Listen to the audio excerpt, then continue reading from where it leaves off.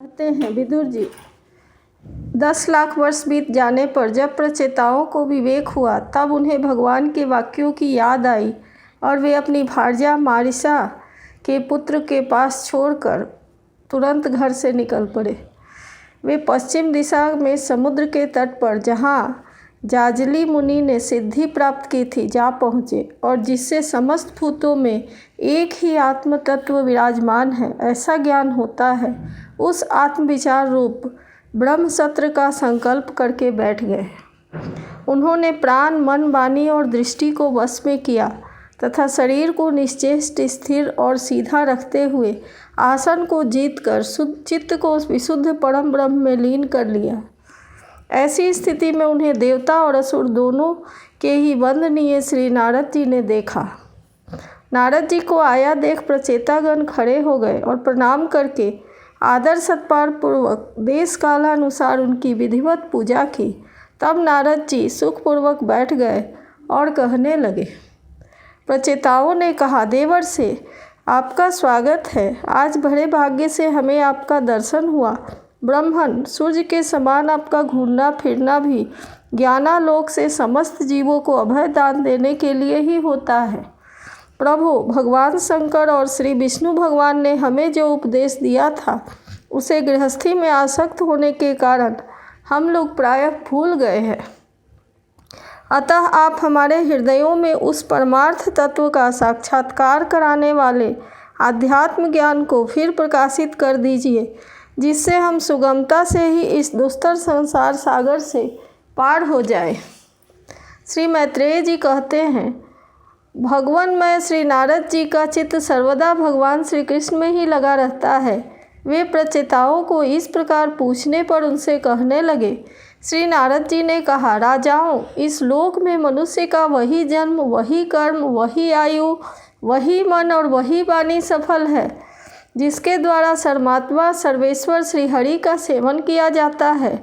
जिनके द्वारा अपने स्वरूप का साक्षात्कार कराने वाले श्री हरि को प्राप्त न किया जाए, उन माता पिता की पवित्रता से, यज्ञोपवीत संस्कार से एवं यज्ञ दीक्षा से प्राप्त होने वाले उन 3 प्रकार के श्रेष्ठ जन्मों से, वेदोक्त कर्मों से, देवताओं के समान दीर्घ आयु से, शास्त्र ज्ञान से, तप से, वाणी की चतुराई से, अनेक प्रकार की बातें याद रखने की शक्ति से, तीव्र बुद्धि से, बल से, इंद्रियों की पटुता से, योग से, सांख्य, आत्मानात्म विवेक से, संसार संन्यास और वेदाध्ययन से तथा व्रत वैराग्यादि अन्य कल्याण साधनों से भी पुरुष का क्या लाभ है।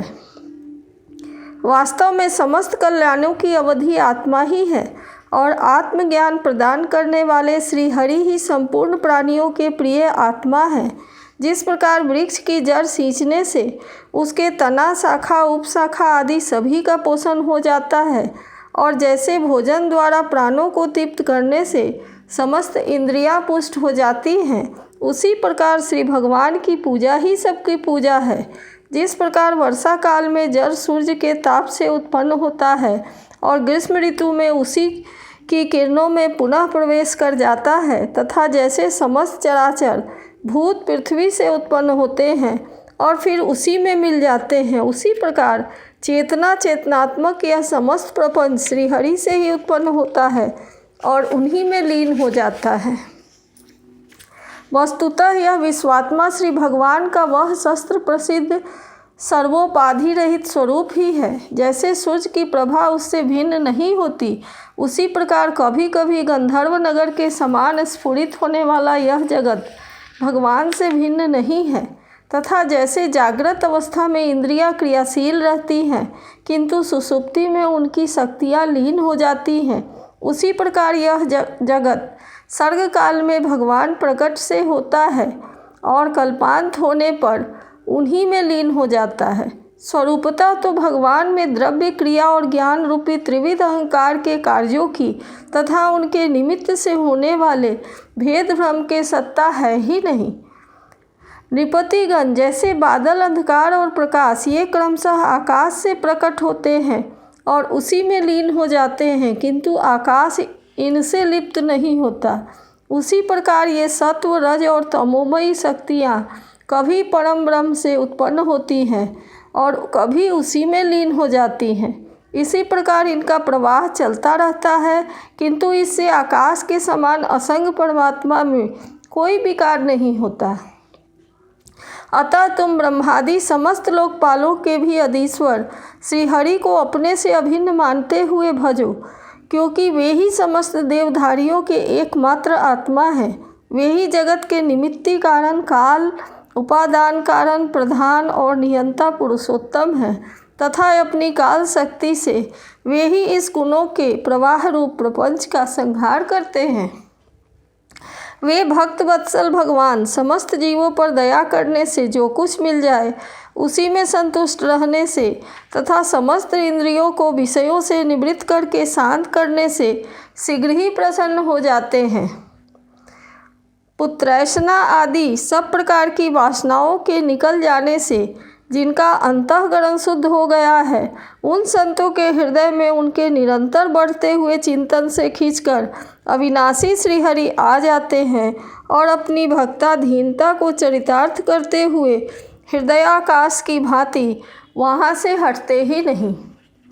भगवान तो अपने को भगवान को ही सर्वस्व मानने वाले निर्धन पुरुषों पर ही प्रेम करते हैं, क्योंकि वे परम रसज्ञ हैं।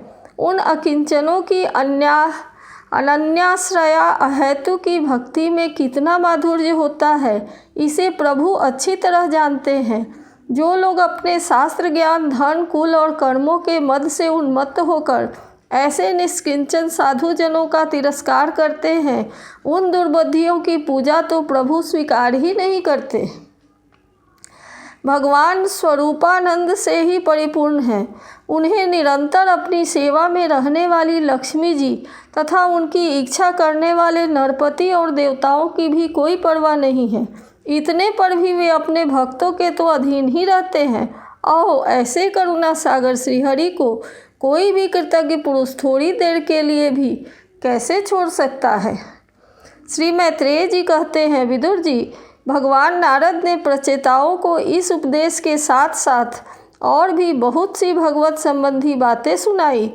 इसके पश्चात वे ब्रह्मलोक को चले गए।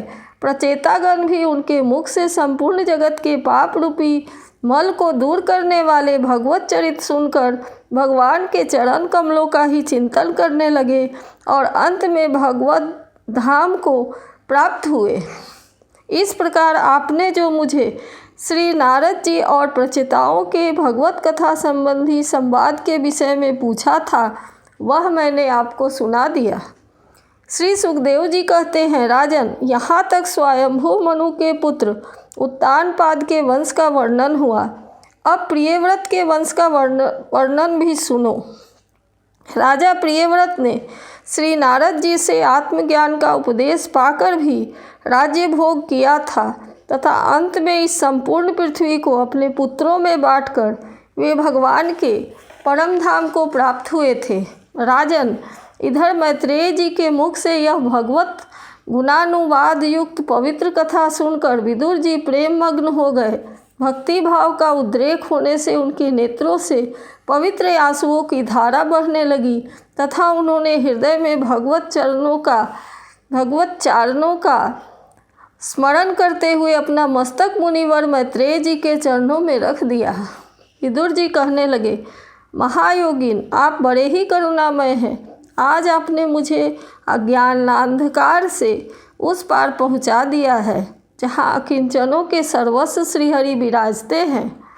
श्री सुखदेव जी कहते हैं, मैत्रेय जी को उपर्युक्त कृतज्ञता सूचक वचन कहकर तथा प्रणाम कर विदुर जी ने उनसे आज्ञा ली और फिर शांत चित्त होकर अपने बंधुजनों से मिलने के लिए वे हस्तिनापुर गए। राजन, जो पुरुष भगवान के शरणागत परम भागवत राजाओं का यह पवित्र चरित्र सुनेगा, उसे दीर्घायु, धन, सुयश, क्षेम, सद्गति और ऐश्वर्य की प्राप्ति होगी। इति श्रीमद्भागवत महापुराणे 82 पारमहंस्या संहितायां चतुर्थस्कन्धे प्रचेतसोपाख्यानं नामैकत्रिंशोऽध्यायः।